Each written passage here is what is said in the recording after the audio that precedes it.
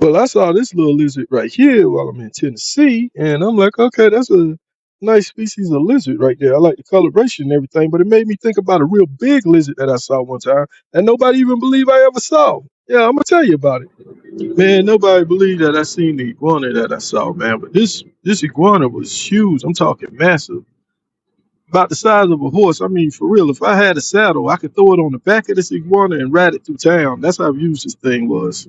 And that's probably because people are just thinking about a pet iguana when they think of an iguana. But the size of an iguana depends on two different things. How much room does it have to grow? If you got the iguana in a little small enclosure or whatever, you ain't got a lot to work with.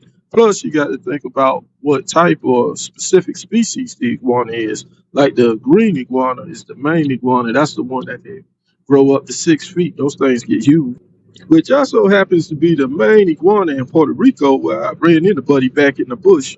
Too bad it was back in the day, man. We didn't have smartphones back then yet. They wasn't invented. But if they was, man, I would have pulled out and started recording right then and there. A green iguana can live up to about 10 to 15 years in the wild if nobody bothers it and leave it alone.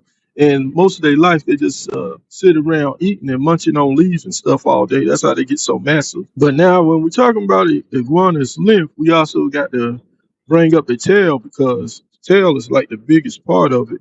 The tail take up about 60 to 7% of the body length, and the tail is also to do damage on any predator that tries to mess with it. They use it like a whip to protect themselves. But now, if you're in Puerto Rico, don't be surprised if you hear them call iguana by a different name. They might call it gallas de pollo, which basically means tree chicken. Oh yeah, yeah, it's good eating now. I mean, it's a tasty meat there, man. It's a good source of protein. Nah, but really, even though some people do eat iguanas, I mean, it is some good food source. Man, I'm kind of mixed about that part, because when I see iguana, I'm like, oh, it's so cute. Can we keep it? Man, I don't know if I can eat an iguana, man. I probably have and didn't even know, because sometimes I be at the barbecue just piling up a plate, you know, ain't no telling.